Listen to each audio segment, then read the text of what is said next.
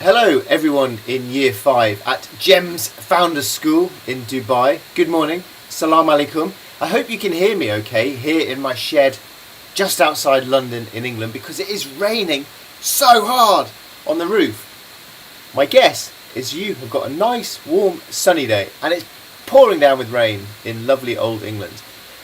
My name is Alistair Humphreys and I am an adventurer. I go on adventures and then I come home and I write books about them.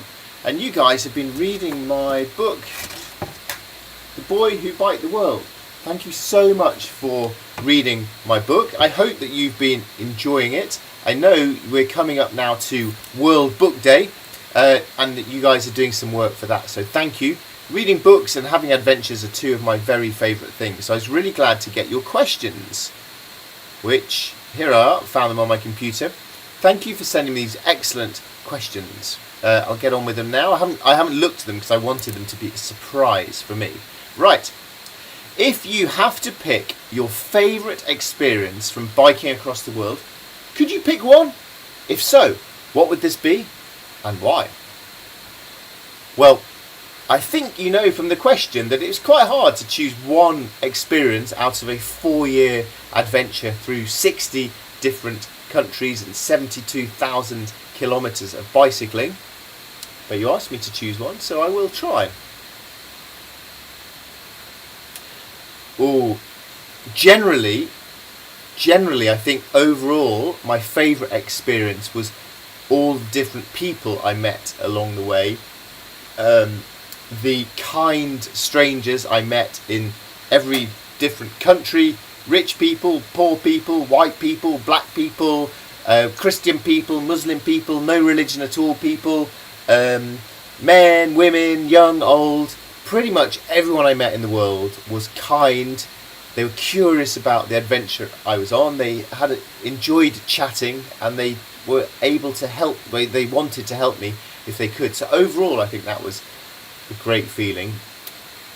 If I was going to choose one moment, I might choose reaching the end of Africa on my bike, setting sun over there, Table Mountain, to have reached the end of Africa and to have pedalled all the way there from my front door. I sat down on the beach by the ocean and I was just amazed that I'd made it all that way.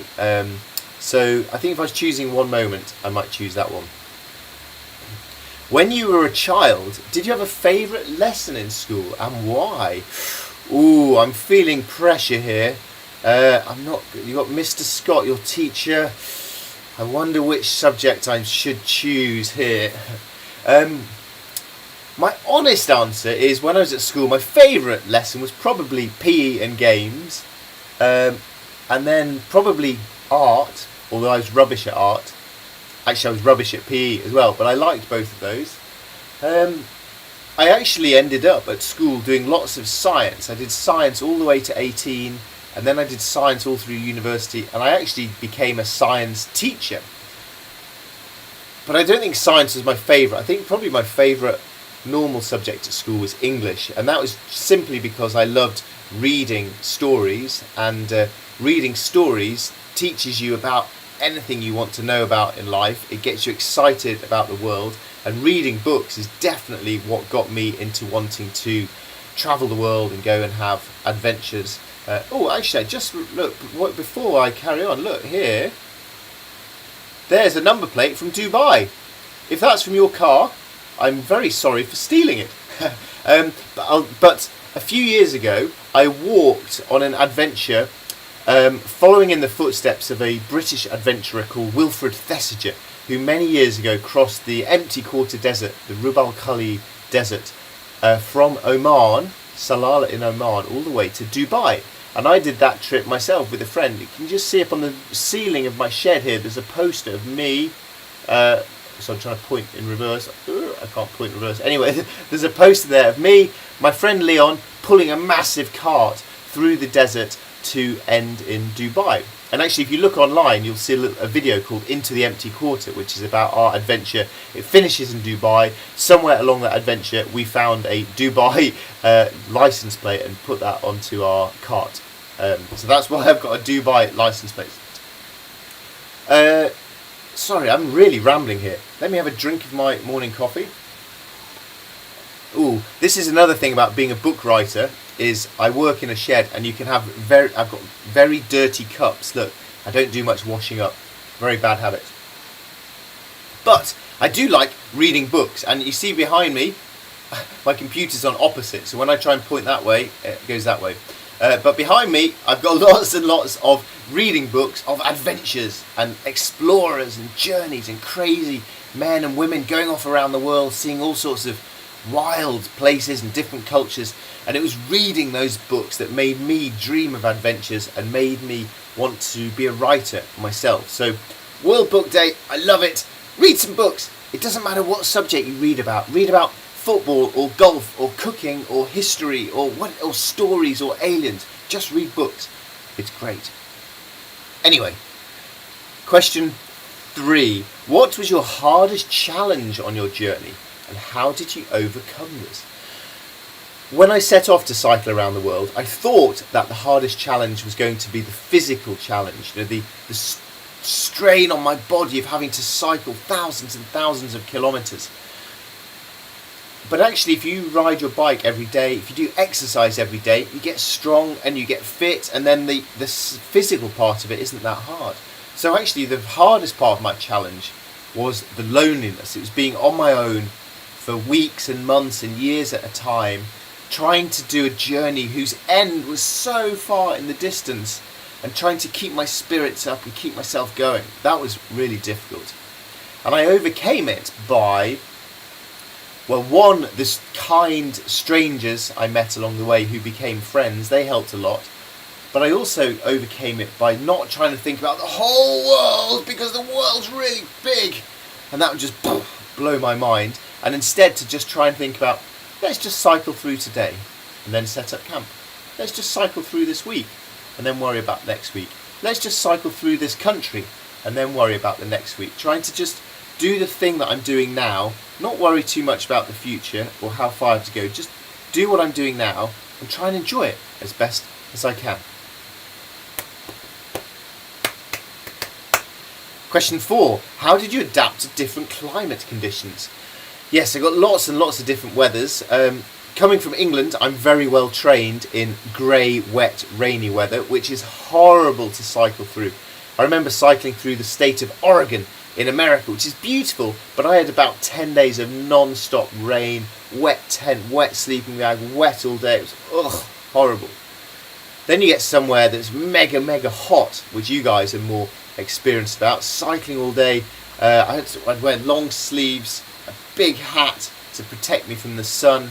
I was also wearing long sleeves and long trousers as I cycled through the Middle East as well. So that helped protect me from the sun, as well as making me not look like a weirdo in a cycling outfit in countries that aren't used to seeing people like that. And then you have to carry loads of water and drink loads of water, and quite often I'd get up really early before the sun rises and cycle as long as I could, and then hide in the hottest hours of the day under a tree or under a bridge and shelter for a few hours from the heat. And then you get freezing cold Siberia, where you have to wear loads and loads and loads of layers of clothes. And the problem then isn't carrying water, because there's snow everywhere, which is all water. The problem then is melting the water. So then you have to carry lots of fuel to heat the water, to heat the snow, to melt it into drinking water, and carrying loads of sleeping bags and camping equipment. That was heavy and hard work.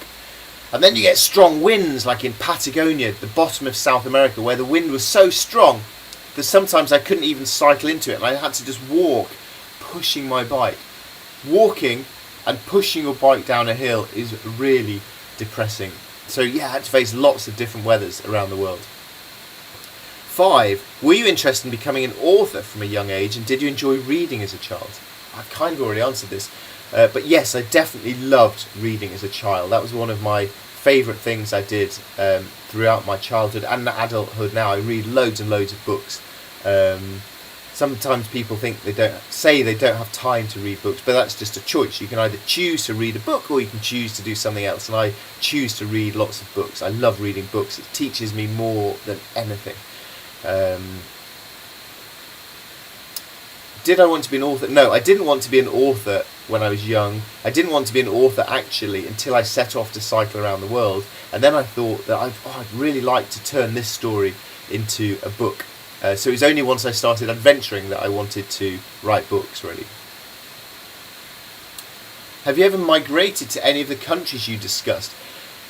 Now, when I was cycling around the world, I was certain, because I went through so many fantastic countries, I was absolutely certain that after cycling around the world, I would definitely be an expat. I'd go and live in different countries around the world. I'd maybe even teach at an international school like you guys were at. I visited about 300 international schools around the world, and I loved international schools. So I was really sure that I'd go live in lots of different countries, and I wish I had, and I hope that maybe I will, but for all sorts of reasons, when I got home from cycling around the world, I ended up just living in England.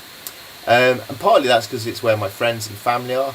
Partly it's because there are 200 countries in the world and it's quite hard to choose one to go and live in.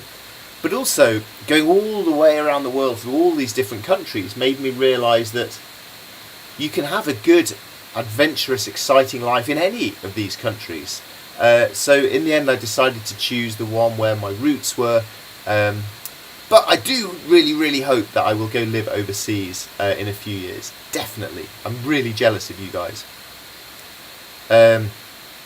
Question 7. What lesson have you learnt throughout life you'd share to all my wonderful readers? Well, the main lesson I learnt from cycling around the world, the lessons I learnt from cycling around the world, one, you will know this because you guys travel to different countries, but the world is a good, kind place full of good, kind, decent people in every single country.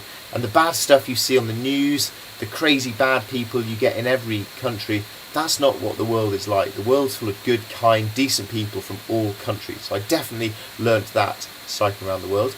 I also learnt a lot about myself, which might be useful for you to know as well, which is setting myself a really big challenge.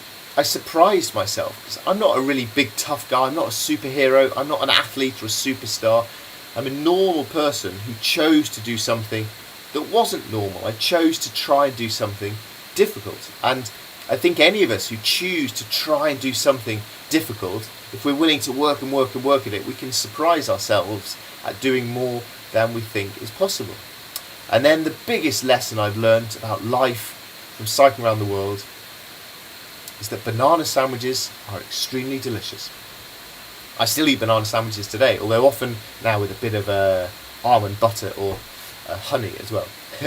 Thank you everyone so much for reading my books. Thank you for getting in touch with me. Thank you for supporting World Book Day, and good luck with all of your own adventures. Thank you very much. Shukran, and bye bye. Keep reading and keep adventuring.